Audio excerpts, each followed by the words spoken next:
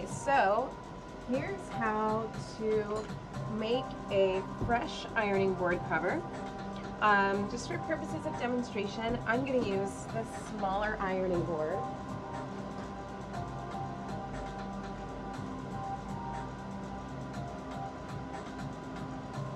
So what you're going to need is grab your ironing board. If it's big, if it's small, doesn't matter.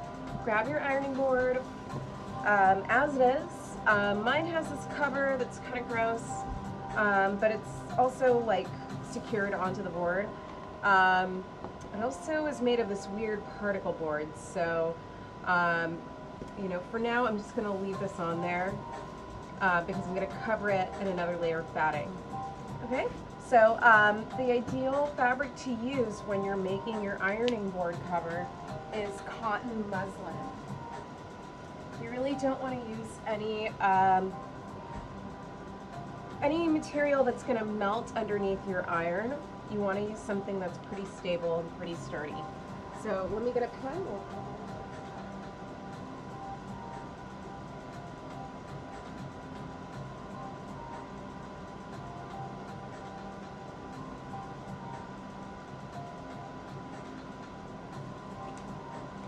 Okay, so the first thing you're going to do is you're going to grab a pen, a pencil, or in my case, I'm using some tailor's chalk. So I'm going to grab my tailor's chalk, and then I'm just going to trace the outline of my ironing board directly onto my cotton muslin.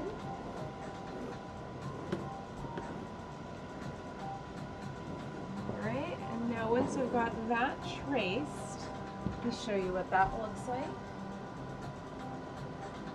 We've got a nice clear outline around the edges of the board.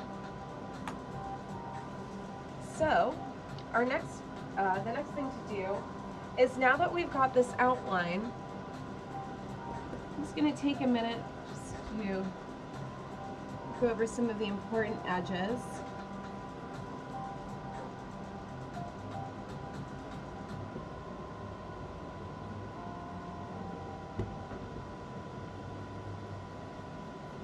So sometimes my chalk is a little unclear, but so it's easier for you to see what's going on, I'm going to draw in these edges.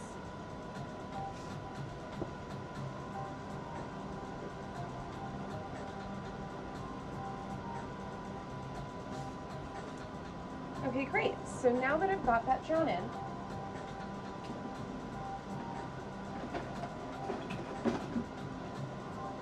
the next thing I want to do is I want to be able to see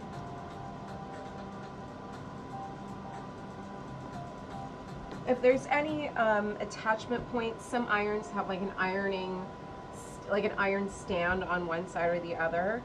This ironing board does have a stand, so I'm just going to make a small note where there's a little bolt here, so I want to know where that bolt is when I'm patterning, so I know to kind of avoid it.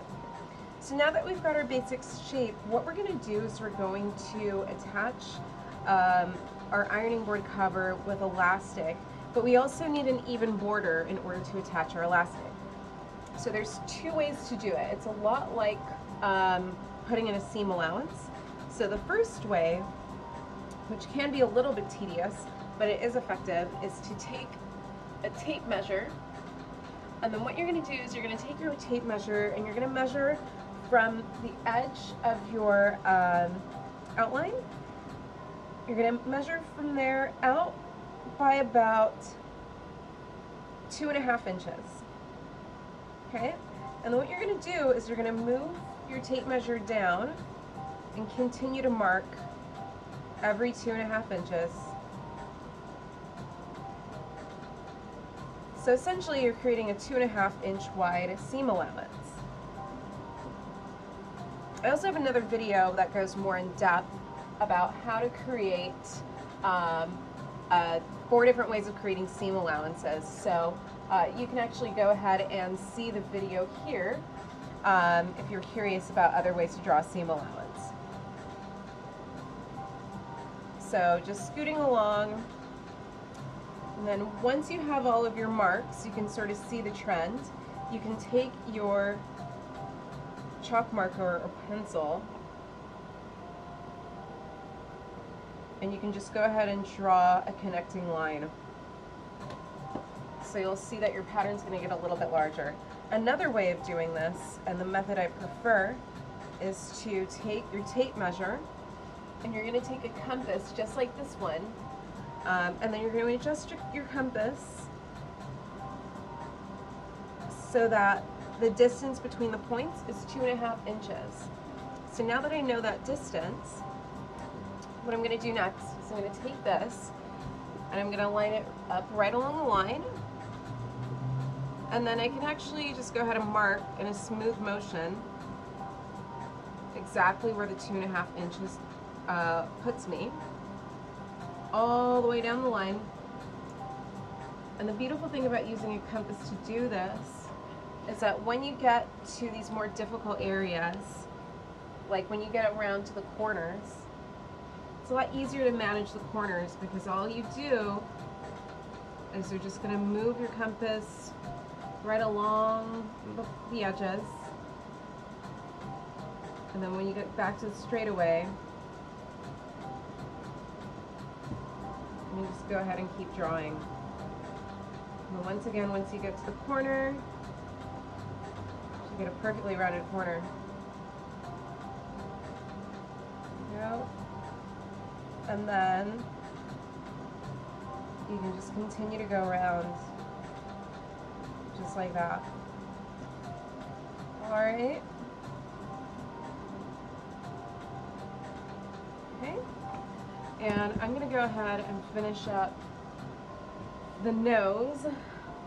This part of your ironing board is called the nose. So if you were like, what? Like, it has a name? It does have a name. That's the name.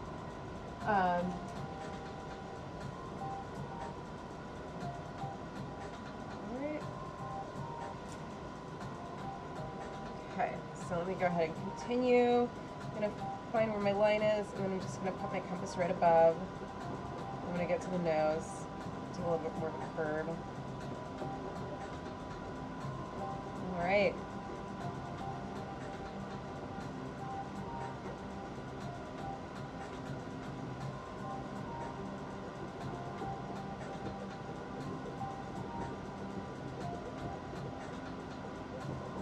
Oh, blam, there we go.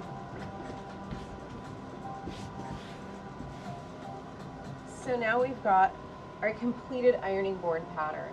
So the line that we're going to cut on this pattern is going to be this outside line that goes right around the edges.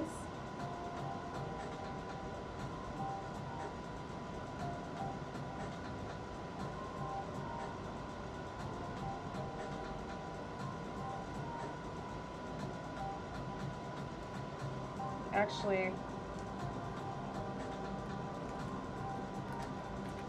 let me make this just a little bit more obvious.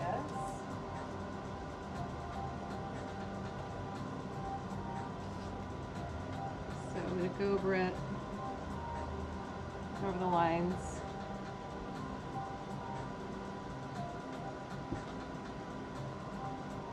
Using another chalk pencil.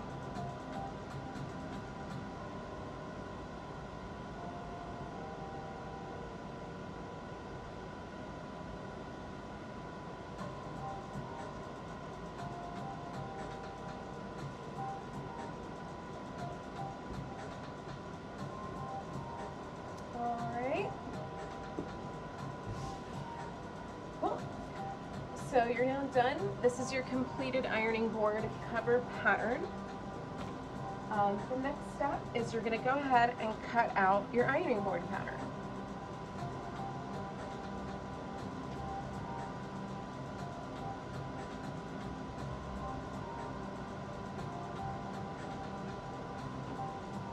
So I'm going to use regular dressmaking shears to cut it out. I always recommend that when you cut any of your fabric, have a separate set of scissors for your fabric and a separate set, a separate pair of scissors for everything that's not fabric.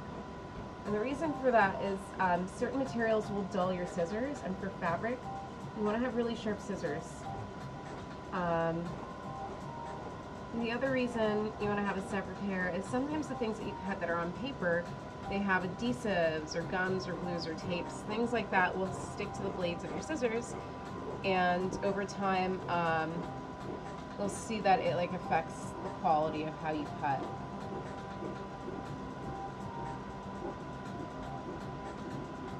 Also, to make this project easiest, try to get a cutting mat that sits on the floor, or if you have a large table to do your cutting and patterning, it's going to make things a lot easier for you if you have those things. If you don't have a large table, cutting on the floor is fine. You can buy a cardboard cutting mat, or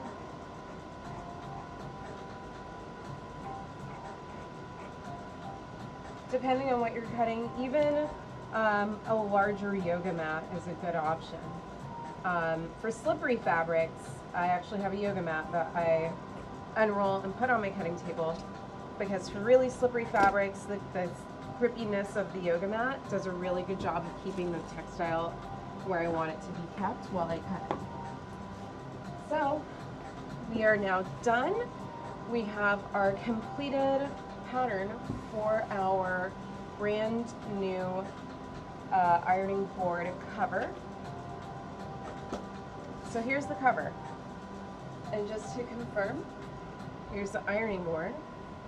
And just to make it clear what our next step is going to be, is we're going to go ahead and we're going to attach some elastic around the edges here, so that to attach our cover to the board, we just need to slip it on.